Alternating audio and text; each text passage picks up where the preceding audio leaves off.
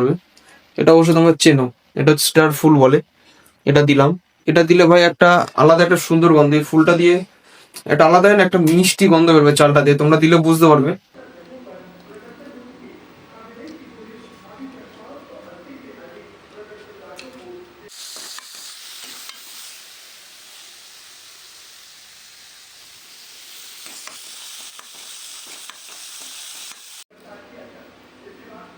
তো বন্ধুরা, আজকে আমরা বানাবো মিক্স ফ্রাইড রাইস, যেটা তোমাদের দেখাবো আমি। ফার্স্ট মিক্স ফ্রাইড রাইস বানানোর জন্য আমাদের কি করতে হবে তোমাদের সেটা আমি দেখাচ্ছি। মিক্সড বলতে এর মধ্যে থাকবে তোমাদের চাউমিন, মানে তোমার চিংড়ি মাছ থাকবে, ফুলকপি থাকবে, বিনস, গাজর, বিট, ক্যাপসিকাম, যা যাবতীয় থাকার সবই থাকবে। তোমরা পুরো ভিডিওটা দেখো, তাহলে বুঝতে হবে কিভাবে বানাতে হবে, কি করতে হবে।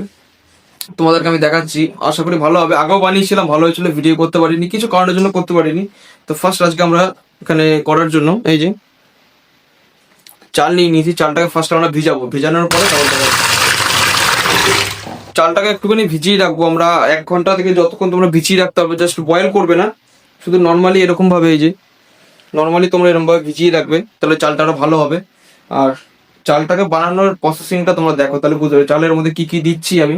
কিছু ভেজানোর সময় কিছু মশলা দেবো, যখন সিদ্ধ করবো তখন, সেটা দেখলে তোমরা বুঝতে পারবে। তো আমাদের সবার ফার্স্ট লাগবে যেটা আমাদের দরকার মিক্স ফ্রাইড রাইস বানানোর জন্য, সেটা হচ্ছে এই যে এখানে মটরশুঁটি অল্প নিয়েছি, এখানে কপি, এখানে হচ্ছে ক্যাপসিকাম, আর তোমার গাজর, বিনস নিয়েছি। আর ডিম দিতে হবে, ডিমটাকে ফ্রাই করবে, একটু ফ্রাই করে। চিংড়ি মাছ আছে এখানে, এই চিংড়ি মাছটাকে ভাই এখনো ধুতে হবে, না ধুলে হবে না, একটু পরিষ্কার করতে হবে। একা আছে যেহেতু কষ্ট করতে হবে, কিছু করার নেই। আর সবার আগে ফার্স্ট কথা যেটা আমি বলবো, ফুলকপিটাকে তোমরা এরকম জল গরম করবে। ফার্স্ট জল গরম করে একটু নুন হলুদ দেবে, দিয়ে একটু ভিজিয়ে রাখবে। যদি কোনো পোকা থাকে তাহলে পোকাটা বেরিয়ে আসবে, নাহলে তোমাদের সেই পোকার সময় খেতে হবে ওখানে। তো আমরা এই যে আমি দেখাচ্ছি একটা জিনিস, যে বিনস আর ক্যাপসিকামটা কেটে নিয়েছি, কিভাবে কাটতে হবে তোমাদের আমি দেখাই একবার। এই যে বিনস আর ক্যাপসিকামটা একটু সরু সরু আর লম্বা লম্বা করে কাটবে, বেশি মোটা কাটলে মানে সিদ্ধ হতে চাইবে না তাড়াতাড়ি। আর যে ফুলকপিটাও ছোট ছোট পিস করবে, আর ক্যাপসিকামটাও কিছুটা এরকম লম্বা লম্বা সরু সরু পিস করবে। এদিকে চিংড়ি মাছটা কাটছি।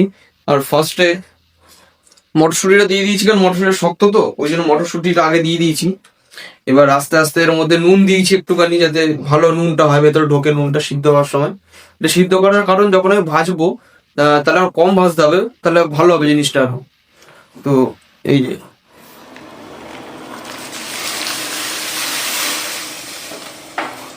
বিনস ক্যাপসিকাম দিয়ে দিয়েছি, আর বিনস যে হয়েছে ক্যাপসিকামটা দেবো। তারপরে দেখাচ্ছি তোমাদের আমি নেক্সট পার্টটা। চিংড়ি মাছটা কালকে সিদ্ধ করে ভেজে নেবো, যাতে আঁশটা গন্ধটা চলে যায়। চালটা সিদ্ধ বসিয়ে দিয়েছি, চালের মধ্যে কি কি দেবো সেটা আমি বলছিলাম। যেটা ফার্স্ট ওখানে গোটা গরম মশলা আছে, কিছুটা গোটা গরম মশলা দেবো, যেটা দেখাচ্ছি তোমাদেরকে। এখানে লবঙ্গ, এলাচ, দারচিনি এগুলো সব আছে। আর একটা স্পেশাল জিনিস দেবো, যেটা তোমরা দেখলে বুঝতে পারবে। এটা অবশ্যই তোমরা চেনো, এটা হচ্ছে স্টার ফুল বলে। এটা দিলাম, এটা দিলে ভাই একটা আলাদা একটা সুন্দর গন্ধ, এই ফুলটা দিয়ে একটা আলাদা না একটা মিষ্টি গন্ধ বেরোবে চালটা দিয়ে, তোমরা দিলে বুঝতে পারবে। তো তারপরে নেক্সট পার্ট দেখাচ্ছি। এদিকে আমার সব এগুলো বয়েল হয়ে গেছে, সিদ্ধ হয়ে গেছে, এগুলো ফ্রাই করবো। এটা মাংসটা ইয়ে গেছে, মশলাটা কষাতে হবে, অনেক বেলা হয়ে গেছে। ভুলে গেছিলাম, যেটা হচ্ছে কাজু বাদাম। এই যে ভাই আমরা কাজু বাদামটা বেশি খাই, তো ওই জন্য বাদাম আমরা নেবো। আর একটা জিনিস নিতে ভুলে গেছিলাম, যে কিশমিশ, কিশমিশটা এখানে থাকলো। এগুলোকে আমরা একটু মানে হালকা 5 মিনিট জলে ভিজিয়ে রেখে তাহলে ফ্রাই করে নেবো। এটা তাহলে রোস্টেড ফ্লেভারটা পাবো, তাহলে ভালো হবে। আর একটা নতুন জিনিস দেখাবো, যেটা হচ্ছে এটা সিক্রেট মশলা। এই একদম পুরো একটা সেরা জিনিস, আমি দোকানের বাইরের মশলা ব্যবহার করবো না, যা বানাবো পুরো ঘরেতেই বানাবো, বাইরে কিছু করবো না। এবার এই মশলাটা দিলে ভাই একটা আলাদা, মানে যেখানে যেমন এখন ফ্লেভারটা পুরো চেঞ্জ হয়ে যাবে। মশলাটা এমনই মশলা। তোমরা কমেন্ট করো, অবশ্যই বলে দেবো কি মশলা, কমেন্ট না করলে বলতে পারছি না এখন। এতটা বাজবো, এদিকে চালটা বলতে গেলে শেষের দিকে আছে। মশলাটা মিক্সিতে দেবো, কাজু কিশমিশ ভিজাতে দিয়ে দিয়েছি, এটা কমপ্লিট। আর এদিকে এটা ভাই খানিকক্ষণ বলতে গেলে আরো আধ ঘন্টা টাইম লাগবে, নাহলে হবে না, প্রচুর সময় লাগে এই কাজ করতে।